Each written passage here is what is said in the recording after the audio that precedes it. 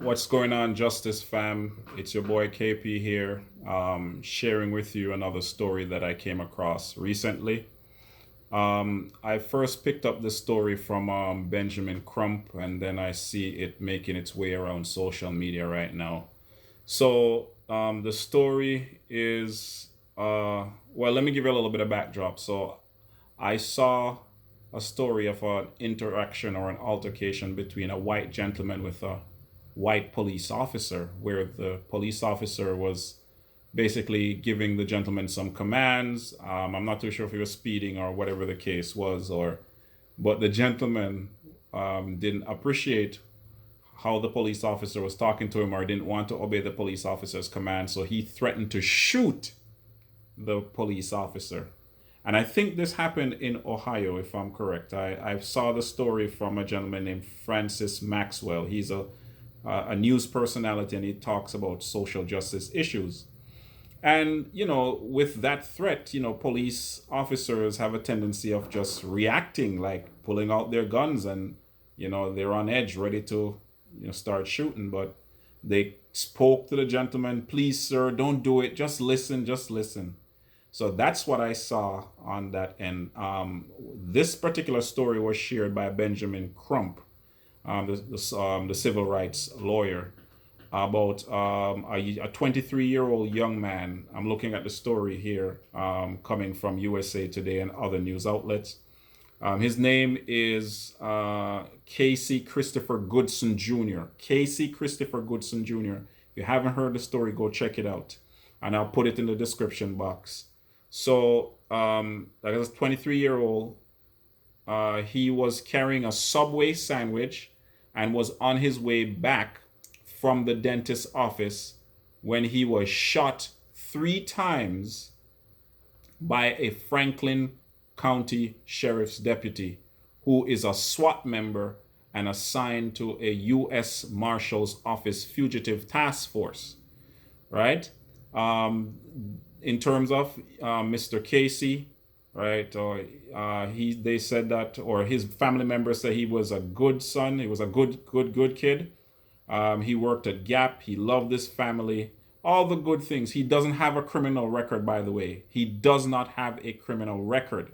Let me make that clear to all of those individuals who will comment and talk about, oh, let's just wait until the story comes out. Shot in the back 3 times. And by the way, the police officer, a white police officer who shot him in the back, his name is Deputy Jason Mead, and he is a 17-year veteran of the department, right? So they're investigating the whole situation. This happened on Friday to see what happened. Why do you need to shoot somebody in the back? I never, it's black and brown people and minorities that are usually at the tail end of these things, the negative end of these situations, right?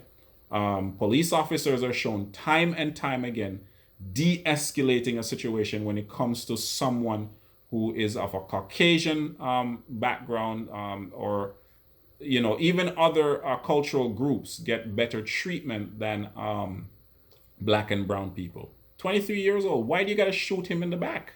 In the back. He's coming from the dent. He had a sandwich in his hand. I don't know if the police officer mistook the sandwich for a gun or a knife, like they do a telephone or they do some other objects, on whatever the case is. But Mr. Casey died at the hands of Casey Goodson died at the hands of Jason Mead, a 17-year veteran. It makes no sense. So when we talk about defunding the police, this is the kind of situation that motivates that kind of conversation. Reform, President Obama and other individuals are talking about it's hurting the Democrats, or it's preventing the Democrats from getting in power and all those different things. This is what we're talking about when we talk about defund. 17-year veteran, and the gun is his only way of dealing with a situation, right? The police officer, once again, hit him where it hurts.